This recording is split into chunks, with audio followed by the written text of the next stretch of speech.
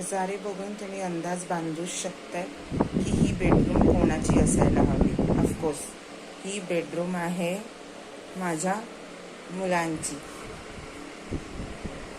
आता आज मी ठरवलंय की मी त्यांची बेडरूमचा थोडं ऑर्गनाईज करणार आहे. थोडं काय मला पूर्णच ऑर्गनाईज करावं लागणार आहे. ही उशी खूप जुनी झाली होती जी आपण फेकून देणार आहे. त्यामुळे सध्याशी कसं होतं आहे ना की ते दोघं माझ्या रूममध्ये झोपतात, कारण माझ्या रूममध्ये AC असतो म्हणून, पण खेळतात मात्र त्यांच्याच बेडरूममध्ये. त्यामुळे तुम्ही बघू शकता रूमची हालत. So hello everybody, good morning. मी भक्ती देशकर तुमचं आपल्या चॅनलमध्ये खूप खूप स्वागत करते. आणि तो शुभ सकाळ, शुभ दिवसा, सुंदर दिवसाच्या सुंदर अशा शुभेच्छा तुम्हा सगळ्यांना. तुमचा हा दिवस खूप सुंदर जाओ अशीच देवाचरणी प्रार्थना. तर आज सकाळी सकाळी मी ठरवलं की मी बेडरूम आवरणार आहे माझ्या मुलांची. खूप दिवस झाले आवरायची होती, पण काही कारणास्तव आवरल्याच नाही गेली ती रूम. आणि तुम्हाला दाखवलं जातं त्याची काय दशा झाली आहे त्या रूमची. आता मुलं म्हटले तर पसारे होणारच आणि वस्तू इकडे तिकडे होणारच. आणि आई म्हटलं तर आईची ड्युटीच असते आवरायची. असं नाही, माझे मुलं पण आवरतात, बऱ्यापैकी आवरतात.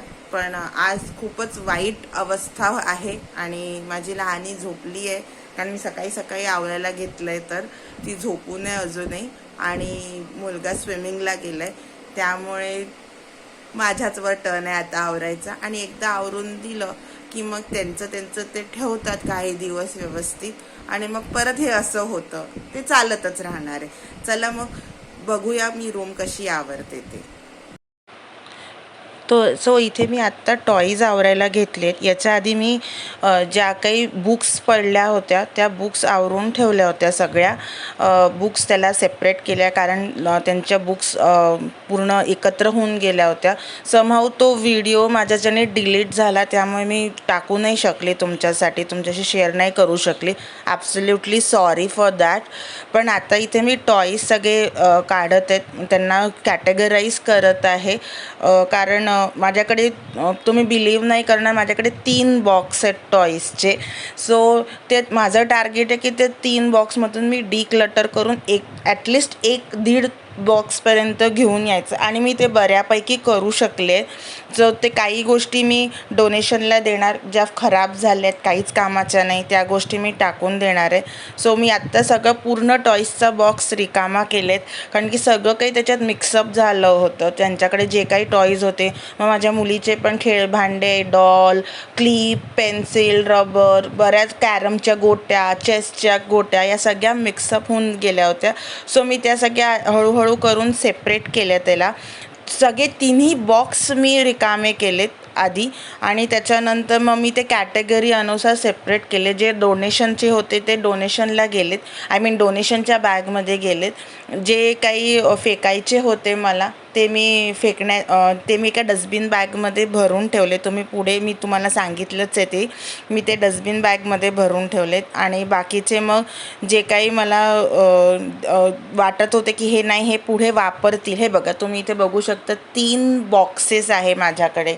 हे सगळे त्यांचे टॉईजचे बॉक्सेस आहेत. आणि ती ब्ल्यू कलरची मी डस्टबिन काढली आहे, ज्याच्यात मी सगळा कचरा भरून ठेवलेत. सो हे 3ही बॉक्स मी पूर्ण रिकामे करून त्यांना पूर्ण सॉर्ट आऊट केलं व्यवस्थित. आणि नंतर मी त्यांना सॉर्ट आऊट करून जे पाहिजे होतं ते ठेवलं, जे डोनेशनला द्यायचं होतं ते डोनेशनला दिलं. आता तुम्ही बघू शकता माझी मुलगी उठली होती, सो ती पण मला हेल्प करायला आली. सो मी तिला पण इन्वॉल्व केलं आहे की तुला कुठले टॉईज ठेवायचे आहेत, कुठले नाही ठेवायचे आहेत, तू हे खेळणार आहेस का की नाही खेळणार आहे, की आपण हे डोनेशनमध्ये टाकायचे. तर हे तिने मला पूर्णपैकी हेल्प केली आहे त्याच्यामध्ये.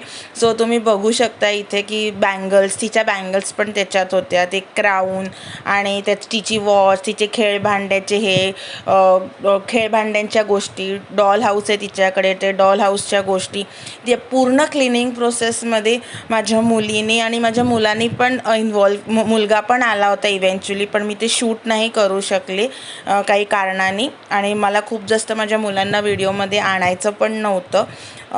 ते थोडे कॅमेराला शाय आहे म्हणून मी शूट नाही केलं जास्त. हे तिला माहीत नाही आहे की मी शूटिंग तिचं चालू आहे, म्हणून चुपचाप शूट केलं आहे मी तिला न कळत मी हे सगळ्या गोष्टी शूट केल्या. आणि इथे मी आता हे सगळे बॉक्स रिकामे केलेत, सगळे सॉर्ट आऊट केले. तिच्या क्लिप्स आहेत, मी तुम्हाला याच्या आधीच्या व्लॉगमध्ये बघितलं असेल की तिच्या क्लिप्ससाठी हेअर क्लिप्ससाठी एक बॉक्स आहे तिला दिलेला मी, त्याच्यात मी हेअर क्लिप्स टाकल्यात सगळ्या, आणि ते तिनेच सगळ्या सॉर्टिंग केल्या. हेअर क्लिप, तिच्या बँगल्स, हे सगळं तिनेच सॉर्टिंग केलं. सो माझं बुकशेल्फ तर पूर्ण आवरून झालेलं आहे, तुम्ही बघितलंच असेल. मी आधी जे काही वरती बुक्स होत्या त्या सगळ्या सॉर्ट केल्या, कारण त्या सगळ्या मिक्सअप झाल्या होत्या. काही माझ्या मुलाच्या होत्या, काही मुलीच्या होत्या, त्या सॉर्ट केल्या. जे काही कचरा करून ठेवला होता मुलांनी, पेपरचा याचा त्याचा, तो फेकून दिला. आणि त्यांचे बुक्स, स्टोरी बुक्स, त्याच्यानंतर रीडिंग रायटिंगचे बुक्स, हे असे वेगळे ऑर्गनाईज करून ठेवले. कधीतरी त्यांच्या फक्त बुक्सवर मी व्हिडिओ बनवेन की ते कुठल्या प्रकारचे बुक्स रीड करतात. एस्पेशली माझा मुलाकडे बरेच बुक्स आहे, मुलाकडे नाही मुलीकडे पण आहे, म्हणजे मी तर म्हणते मिनी क्रॉसवर्ड आहे माझ्याकडे.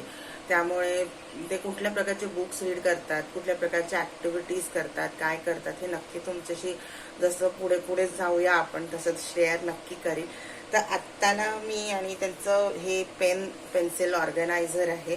जसं मी नेहमी म्हणते की प्रत्येक गोष्टीला एक घर असलं पाहिजे, आपण एक घर दिलं पाहिजे, तसं हे त्यांच्या पेन्सिलचं घर आहे. तर इथे काही पेन्सिल कलर्स आहेत जे मी ठेवलेत, इथे काही दुसरे छोटे पेन्सिल कलर्स आहेत जे मी ठेवलेत, कारण कधी दोघही जण एकदम कलरिंग करायला बसतात तर कोणाला कुठला हवा असतो, तर असं नको व्हायला की भांडणं व्हायला पाहिजे करून. सो हे मी काढून ठेवलेत त्यांच्यासाठी. आणि याच्यात का काढून ठेवायचं कारण म्हणजे समजा आपण बॉक्समध्ये ठेवलं तर ते सारखं उघडा, मग ते काढा, मग ते ठेवा, आणि मग ते त्यांना दिसत नाही, मग ते जात नाही, ते बरंच फ्रस्ट्रेशन क्रिएट करतं. ते हे सोपं पडतं त्यांना, पटकन घेतलं, इकडनं उचललं, कलर केला आणि ठेवलं, किंवा हे उचलूनच त्यांच्या डेस्कवर नेलं आणि कलरिंग केलं आणि ठेवलं. इथे तुम्ही बघू शकता इरेझर, शार्पनर असं ठेवलंय. इथे सीझर ठेवली आहे, इनकेस त्यांना काही क्राफ्ट करायचं असेल, कटिंग करायचं असेल त्याच्यासाठी. इथे काही जुने क्रेयॉन्स आहेत, स्टील दे आर वर्किंग कंडिशनमध्ये आहे ते, तर इथे हे ठेवलेत. इथे दोन ॲक्च्युली आहे पेन्सिल्स त्यांच्याकडे, पण त्या मी वेगळ्याकडे ठेवलेल्या आहेत. भरपूर पेन्सिल आहे, पण मी मानते लेस इज मोर. जेवढं तुम्ही कमी ठेवाल तेवढं कमी मेंटेनन्स पण करायला तुम्हाला सोपं पडेल, आणि विथ मुलं तर अजूनच सोपं पडतं. जितकं कमी असेल तितकं अजून सोपं पडतं तुम्हाला मेंटेन करायला. त्यामुळे 2 pencil, 2 eraser, 1 sharpener, crayons, colour pencil छोट्या, कलर पेन्सिल्स मोठ्या, आणि 1 सीझर, आणि काही जे जुने काही होते क्रेयॉन्स ते असे मी ऑर्गनाईज करून ठेवलेले आहेत. आणि हे एक बॉक्स आहे, माझ्याकडे होतं ऑलरेडी, त्याच्यात चेसच्या ज्या काही गोट्या असतात, कॅरमच्या गोट्या, या सगळ्या याच्यात घालून ठेवलेल्या आहेत. सो कधी पण त्यांना खेळायची इच्छा झाली तर ते याच्यातूनच काढतात आणि परत याच्यातच गोळा करून ठेवून देतात. जसं मी प्रत्येक वेळेला सांगते की गोष्टींना घरं दिली तर गोष्टी सोप्या होतात ठेवायला, उचलायला आणि परत भेटायला. म्हणजे माहीत असतं की ही गोष्ट इथेच आहे, मग ती कोणासाठी पण असो, आपल्यासाठी असो, लहान मुलांसाठी असो की अजून कोणासाठी असो. सो हे असं सगळं होतं. आणि हे काही माझ्या मुलाच्या हॉबीज आहेत, त्या पण मी जपते. ऑफकोर्स आपल्या पण काही हॉबीज असतात ज्या आपण जपतो, सो त्यांच्या पण मी हॉबीज जपत असते. तर त्याच्या हॉबीज आहे रॉक्स कलेक्ट करणं. हे तो वेगळे प्रकारचे रॉक्स, आम्ही जिथे कुठे फिरायला जातो तिथले रॉक्स घेऊन येतो तो. प्लस त्याची खूप मोठी हॉबी आहे पोकेमॉन कार्ड्सची, ती तुम्ही पाहिलंच असेल, एवढा मोठा बॉक्स आहे त्याचा. तर तो खूप व्यवस्थित जतन करून ठेवतो सगळ्या गोष्टी. तर असं काहीसं त्यांचं छोटंसं अरेंजमेंट मी करून ठेवत असते. महिन्यातून एकदा डिक्लटरिंग प्रोसेस ही खूप जास्त इम्पॉर्टंट आहे. डिक्लटर जितकं करत राहाल घरातून, ज्या कामाच्या गोष्टी नसतात, काही गोष्टी आपण मी असं डिक्लटर करते की आता ही गोष्ट नाही वापरल्या गेलेली आहे किंवा लास्ट 6 मंथ्समध्ये ही गोष्ट नाही वापरल्या गेली, तर मग मी ती टाकून देते. किंवा ती चांगल्या कंडिशनमध्ये असेल तर इथे माझ्या इथे स्वच्छ भारत अभियान म्हणून एक सेंटर आहे, तिथे मी डोनेट करते. तर ज्या कोणाला गरजू लोक असतात त्यांना देते. किंवा असं काही असेल ज्यांना पाहिजे असेल ती गोष्ट, मग कपडे असो किंवा मग टॉईज असो किंवा घरातली कुठली पण गोष्ट असो, जी गोष्ट वापरल्या गेलेली नाही बरेच दिवस आणि माहिती आहे की वापरल्या पण जाणार नाही, ती मी डोनेट करते. जी गोष्ट तुटली आहे, फुटली आहे, खराब झाली आहे, ती मी फेकून देते. कसं 6 महिन्यातून एकदा, 3 महिन्यातून एकदा तुम्ही तुमचं स्केड्यूल जसं असेल तसं तुम्ही डिक्लटरिंग करत राहिला तर जसं दिवाळी येते किंवा मग कुठलीही दिवाळी, आपल्या सगळ्यात मोठं फंक्शन म्हणजे फेस्टिवल म्हणजे दिवाळीच असतं आपल्या इथे.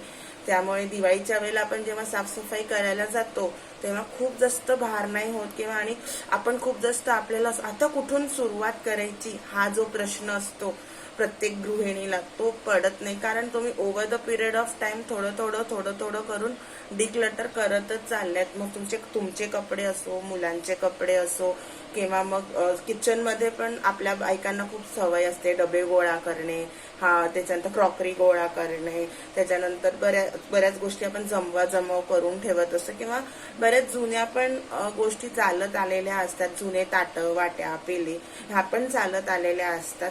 मी असं नाही म्हणणार की ते तुम्ही देऊन टाका, बट काही गोष्टींना इमोशन्स जुळले असतात जे आपण नाही देऊ शकत. माझ्याही सोबत असं होतं की काही गोष्टींसोबत माझे एवढे इमोशन्स अटॅच असतात की मी ते नाही देऊ शकत कोणाला. सो म्हणून ज्या गोष्टी आपल्याला द्यायच्या असतात, जसं काही भांडी असतात जे वापरली आहेत, की 10-12 वर्ष वापरली आहे आणि आता ती जुनी झाली आहे, तिला नाही आता काही स्कोप आहे वापरायचा, तरी त्या चांगल्या कंडिशनमध्ये असेल तर तुम्ही डोनेट करा आणि नसेल तर तुम्ही रिसेल करा. आणि दुसरी दुकानं असतात, लोकल शॉप्स आपले असे जे जुनी भांडे देऊन नवीन आपण त्यांच्याकडनं घेऊ शकतो. फारशी काही भाव येत नाही त्याच्यात, बट ठीक आहे, ओके, ॲटलिस्ट ते दिल्या तर जातात असं माझं म्हणणं आहे. सो आता माझा नेक्स्ट टप्पा जो आहे, आता बुक्स झालेत, नेक्स्ट टप्पा म्हणजे सगळ्यात मोठा म्हणजे टॉईजचा. पहिली गोष्ट म्हणजे मी टॉईज घेत नाही, मी विरोधात नाही आहे त्याच्या, पण माझा असा एक समज आहे की नवीन टॉय आणल्यानंतर तो टॉय मुलं 8 दिवस खेळतात, 9 दिवस खेळतात, 10व्या दिवशी तो तसाच पडला राहतो. सो माझ्याकडे एक बेसिक रूल आहे, माझ्या मुलांना माहिती आहे की हे जे काही टॉईज आहे ते घरात आहे ते वापरायचे, ते खराब झाले तर ते टाकून द्यायचे, नाहीतर ते डोनेट करायचे आणि मगच घरात नवीन टॉय येतील. प्रत्येक बर्थडेला आयदर त्यांना टॉईज मिळतात, और बुक्स मिळतात, और कपडे मिळतात. जनरली कपडे जास्त मिळतात टॉईजपेक्षा, किंवा असा काही टॉय मिळतो जो त्यांना एज्युकेशनल पर्पजनी युजफुल असतो. असा जसा हा टॉय माझ्या मुलीला गिफ्टमध्ये मिळाला होता. सो हा टॉय असा आहे की त्यांनी हे मॅजिक पझल आहे मॅथमॅटिक्ससाठी, जिने ती टोटल करू शकते प्रत्येक गोष्टीचं. म्हणजे आता इथे जसं आय डोंट नो, तुम्हाला मे बी मिरर इमेज दिसत असेल इथे. सो इथे 38 लिहिलेलं आहे. सो 38 कसा येईल, अजून ती लहान आहे पण माझा मुलगा पण याला सॉल्व्ह करू शकतो. आणि इन मीनवाईल इव्हेंच्युअली माझी मुलगी जेव्हा ॲडिशन शिकेल तेव्हा ती पण करू शकते. सो मी असं काही बघते ज्यांनी त्यांच्या ब्रेनला चालना होत असेल त्या गोष्टी त्यांना मी जास्त देण्याचा प्रयत्न करते. बट ऑफकोर्स ते मुलं आहेत, ते कार्स घेणार, ते डॉल घेणार, मुली असल्यानंतर डॉल घेणार, डॉल हाऊस घेणार, याही गोष्टी असतातच घरामध्ये, नो डाऊट त्याला. सो पण एक बॅलन्स मेंटेन करायचा माझा प्रयत्न असतो. बॅलन्स मेंटेन होतोच असंही नाही, पण एक प्रयत्न असतो की कमीत कमी जेवढं असेल तेवढं चांगलं, म्हणजे आपल्याला मेंटेन करण्याच्या दृष्टीने पण खूप छान असतं. चल, तर आता खूपशा गप्पा झालेल्या आहेत आणि आता टॉईज डिक्लटर करायची वेळ आली आहे. सो मी आता टॉईज डिक्लटर करते, तुम्हालाही दाखवते मी कसं करते ते आणि कसं ऑर्गनाईज करते बाकीचे टॉईज. आणि मग पुढे भेटूच या आपण व्लॉगमध्ये. तर इथे खूपशी कामं करून झाल्यानंतर मी स्वतःला आणि मुलांना अशी एक ट्रीट दिली. मी स्वतः कॉफी घेतली आणि मुलांसाठी मी बनाना मिल्कशेक तयार केला विथ स्ट्रॉबेरी आईस्क्रीम. तर इथे अगदी सिम्पल 2 बनाना घेतले आहेत, दूध घेतलं आहे, त्याच्यात मी साखर टाकली आहे, स्ट्रॉबेरी आईस्क्रीम टाकलं आहे आणि ते चर्न करून घेतलं आहे ते मिक्सरमधून छानसं. आणि तुम्ही हवं असलं तिथे त्याच्यात व्हॅनिला इसेन्स टाकू शकता, ड्रायफ्रूट्स टाकू शकता, तुम्हाला पाहिजे असेल तर बर्फ टाकू शकता. पण माझ्या मुलांना ड्रायफ्रूट वगैरे नको होते, त्यांना साधं सिम्पल असं स्ट्रॉबेरी मिल्कशेक हवा होता. सो मी तो तयार केला, त्यांना दिला आणि मी पण माझी कॉफी घेतली. आम्ही छानसा असा बाहेरून नाश्ता ऑर्डर केला होता, तो नाश्ता केला आणि त्याच्यानंतर आम्ही नाश्ता एन्जॉय केला. मुलांनी मिल्कशेक एन्जॉय केला. तुम्ही पण हा मिल्कशेक नक्की ट्राय करून बघा. आणि त्याच्यात मी थोडेसे छोटे छोटे बनानाचे चंक्स टाकले होते की जेणेकरून पिताना असं मस्त बनानाचं पण एक एसेन्स येईल तोंडामध्ये आणि ते खाताना पण ते छान वाटतील. तुम्ही बघू शकता मी मिक्सर पॉटमध्ये इथे आईस्क्रीम ॲड केलेलं आहे. सो इथे मस्त असं छान असं आईस्क्रीम तयार करून झालं होतं आणि टोगो बघत होता की त्याला भेटतं आहे का आईस्क्रीम. ऑफकोर्स त्यालाही दिलं आईस्क्रीम, डॉग्सला पण आईस्क्रीम चालतं. सो इथे मस्त बघा मी मस्त असं चर्न केलं मिक्सरच्या पॉटमध्ये. तुम्ही ब्लेंडरमध्येही करू शकता, आय मीन हँड ब्लेंडरमध्ये, पण मी मिक्सर पॉटमध्ये करायचं जास्त मला छान वाटलं, सोपं वाटलं. सो मी मिक्सर पॉटमध्ये केलं. आता त्याच्यावर मी टॉपिंग म्हणून आईस्क्रीम टाकणार आहे. मी बनानाचे स्लायसेस टाकलेत, आईस्क्रीम टाकलं आणि मी ते माझ्या मुलांना सर्व केलं. आता सध्याशी एकच ग्लास तुम्हाला दाखवलं आहे, पण सर्व करताना ऑफकोर्स 2 ग्लास केले होते मी सर्व. सो इकडे बघू शकता असं यम्मी आणि एकदम मस्त गरम गरम वातावरणामध्ये थंड थंड मिल्कशेक आम्ही लोकांनी एन्जॉय केलेला आहे इथे. सो तुम्ही पण ट्राय करून बघा ही रेसिपी, आणि किड्स अप्रूव्ह रेसिपी आहे. सो आज मी तुमच्यासोबत शेअर केलं की मी माझ्या मुलांची बेडरूम कशी ऑर्गनाईज करते किंवा ती बेडरूम स्वच्छ राहील याचा प्रयत्न कसा असतो. मी डिक्लटर कशा करते, की ती कशा गोष्टी करते. ॲक्च्युली माझं काम अर्धच झालं आहे, अर्धं अजून बाकी आहे. सो जेवढं झालं आहे तेवढं मी शेअर केलं आहे तुमच्यासोबत. अर्धं मी मे बी आज दुपारी करील किंवा उद्या सकाळी करील, जसा मला वेळ मिळतो. कारण म्हणजे नुसतं तेवढंच एक नव्हतं, मला 1-1.5 तास त्याच्यात गेला माझा. आणि त्याच्यानंतर मुलांचा ब्रेकफास्ट आणि जेवण आणि बाकीच्या गोष्टी पण होत्या. सो मी तिथेच स्टॉप करून दिलं.